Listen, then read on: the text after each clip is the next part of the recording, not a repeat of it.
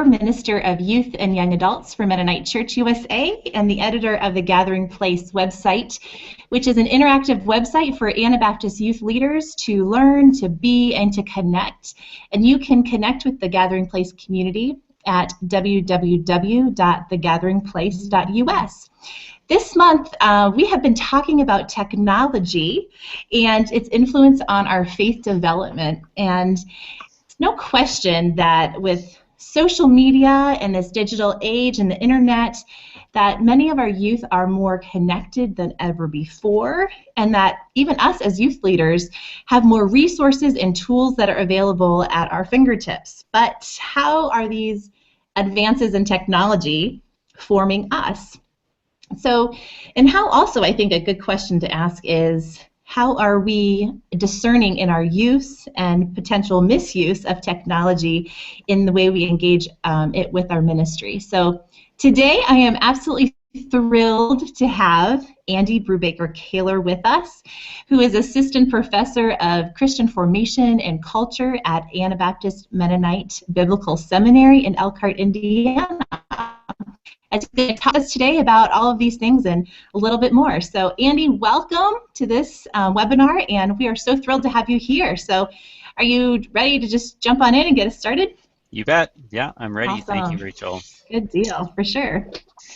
Yeah, so I first want to say that when I talk about technology, and especially using mediums or media of technology like we're doing right now to do about it, it feels a little bit odd, because I am able to see both the benefits and the drawbacks of using technology to communicate, both as Christians and just as humans. So I just kind of want to acknowledge up front that some of what I'm going to say will seem to be it'll seem odd that we're using this kind of medium to talk about these things, but I do think that there are things that are important to talk about, and I'm really glad to be able to spend this time with each of you. I know many of you in person, so it's good to see familiar faces, and I've met some new people today, so I hope there are many ongoing conversations.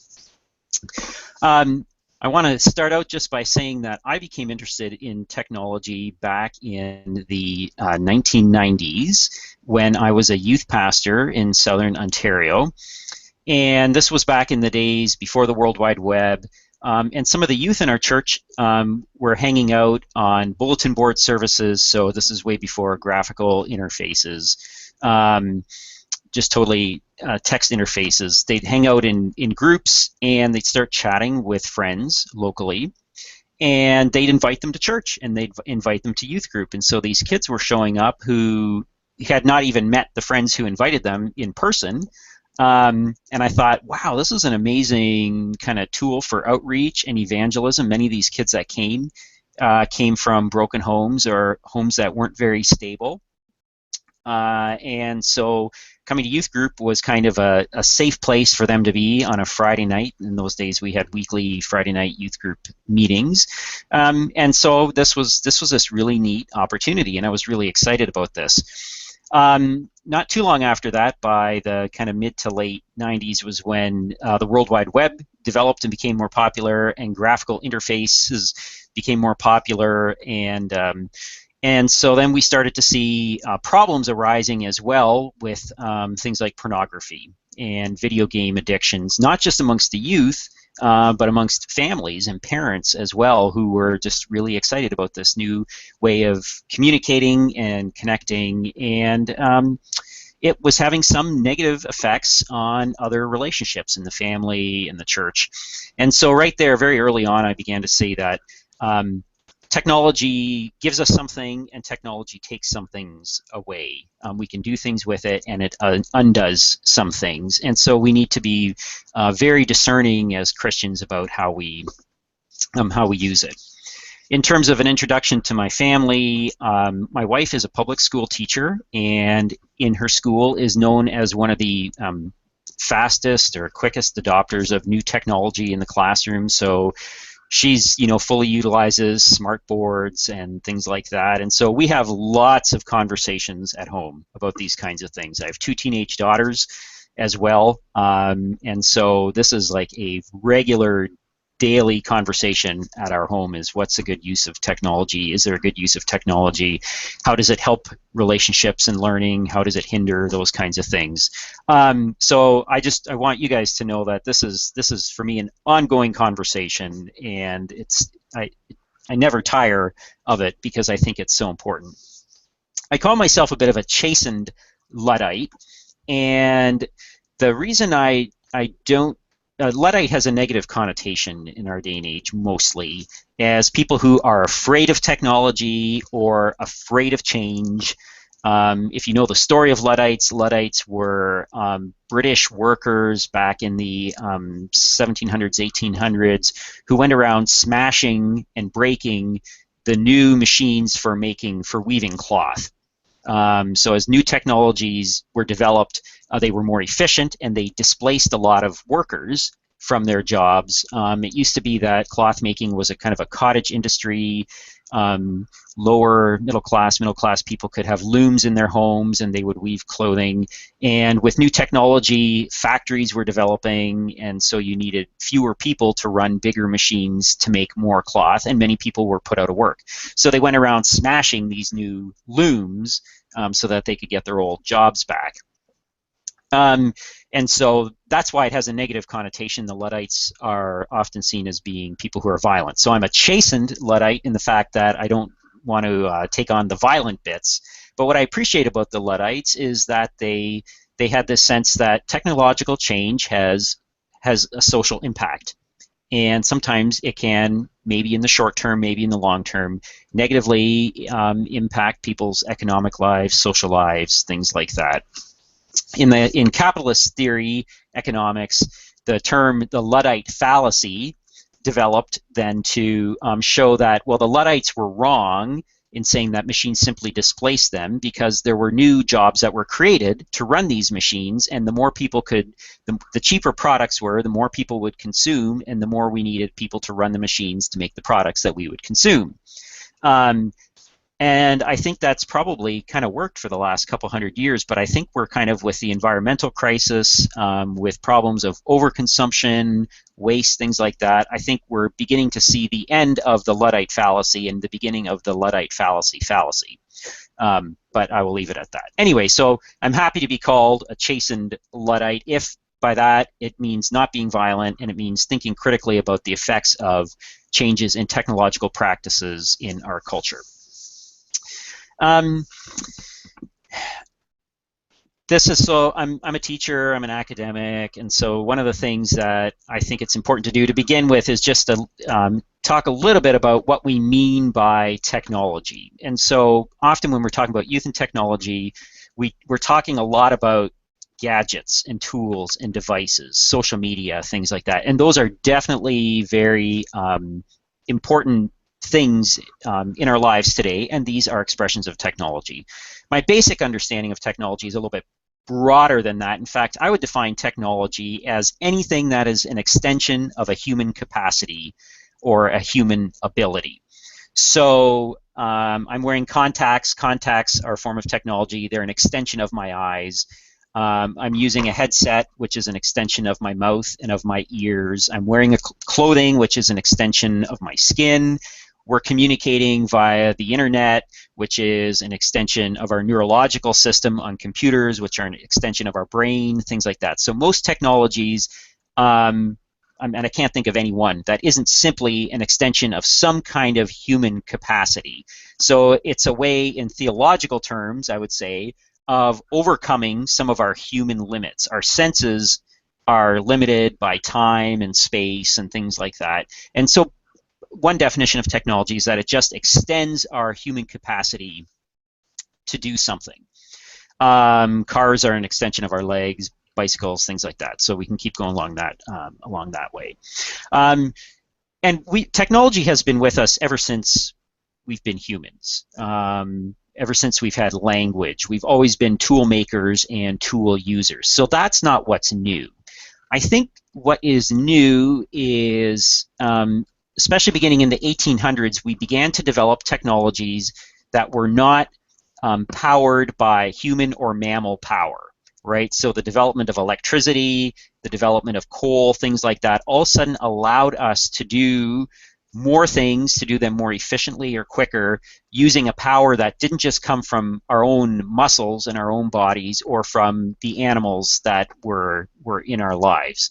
And I think this changed things an awful lot. And most of the things we take for granted now, like the internet, email, things like that, actually the seeds of those changes began in the late 1800s already with the invention of the telegraph, of the photograph, of electricity, those kinds of things. So it's taken almost a century for the logic of these things to kind of come full circle, be full blown in our lives.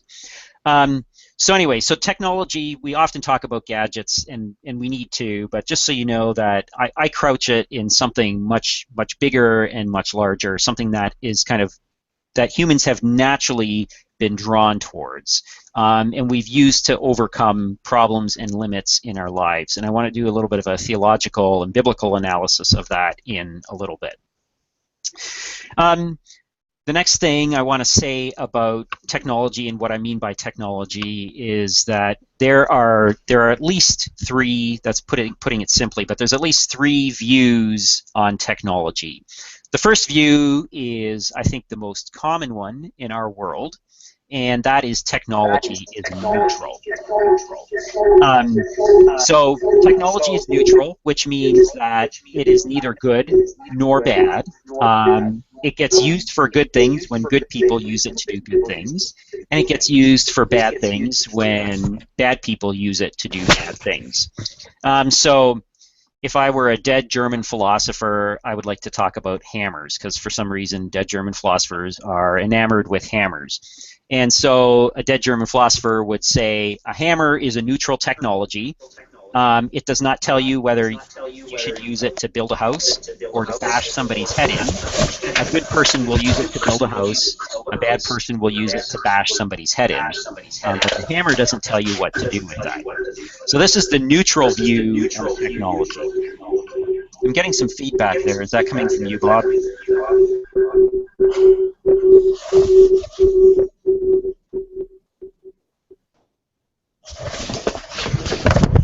Hey, Bob, do you know how to turn off your the microphone on your computer?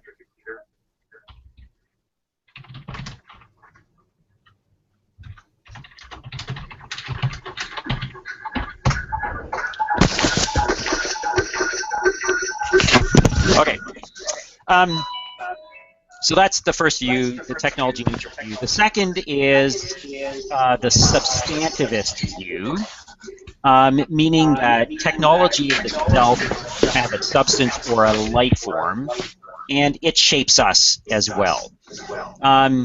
So, you know, Winston Churchill said, "We make our buildings, and then our buildings make us." Or other people have said, you know, we make our tools, and then our tools make us. So it's emphasizing the last part, that once we use a building or use a tool, we shape it, but then it shapes us in ways that we don't always perceive of at the beginning or imagine at the beginning, because we can't imagine all the possibilities. So with the hammer thing, the substantivist view of technology would say that a hammer is not neutral. With a hammer in my hand, the whole world is a nail. So my identity becomes that of a hammer holder and a hitter. And when we have a hammer in our hand, we go around looking for things to hit. And actually, I mean, this is kind of true in my home. Every once in a while, I'll get the hammer out to fix something in the house, and then I walk around the house looking for other little things to fix while I have it out, because I have this hammer in my hand and I just want to keep using it. So that's the substantivist view, and people who take that view tend to have a much more negative view of technology, because they realize that technology changes us and shapes us in ways that we seldom anticipate, and in ways that are not always positive. And then the third view would be kind of a pluralistic view. Or anyone else?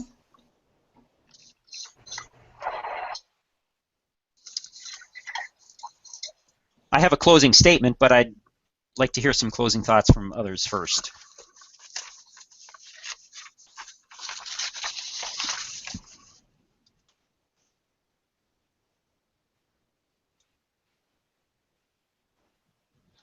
I'm just intrigued by this idea of identity formation, particularly for adolescents. And I know we won't have time to address it here, but just in terms of you're thinking about how our youth form identities and what social media is doing there and how it enhances and takes away some things. Youth kind of curate their identities on social media, sometimes in sometimes good ways, sometimes harmful ways, and so they're able to form horizontal identities much easier than previous generations, I think, in terms of finding their identities through social media, whereas previously it was mostly through vertical, through our parents, communities that were physically present. Now it's much broader, so it goes out horizontally. So, yeah, I'm just kind of curious to see how that develops.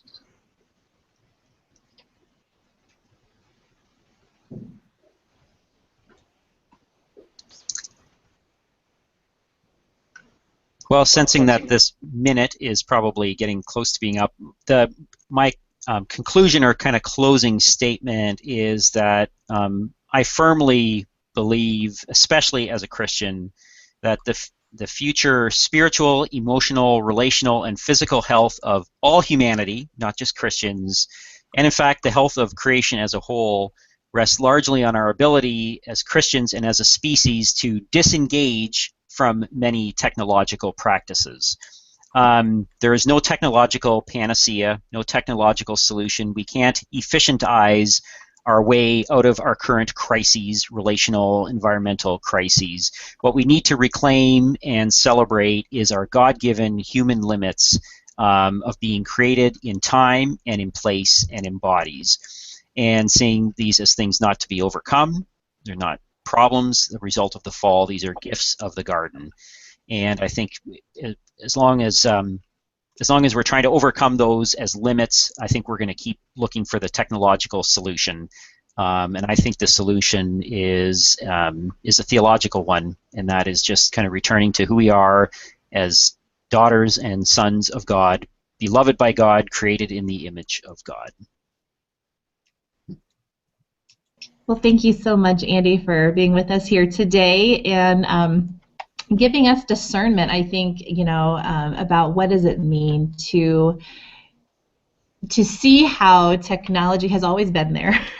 This is not a new thing. Technology has been there from the beginning of time, but how are we able to discern the use of this technology that's available to us, as, like you said, as we engage in the gifts and embrace these gifts of body, space, and time. So thanks so much. And there's opportunity to continue the practical aspect of what does this actually look like, contextualized, and how do we now take this, what Andy has so nicely laid out as a discernment process, to our youth ministry.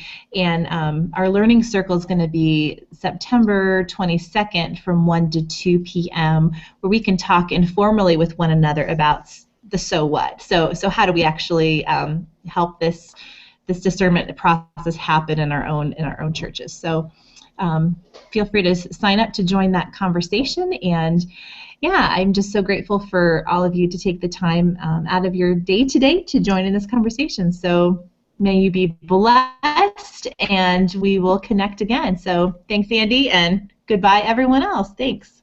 Good to be with you all. Bye. Thanks, Rachel. Thanks, Andy. Bye. Sure thing.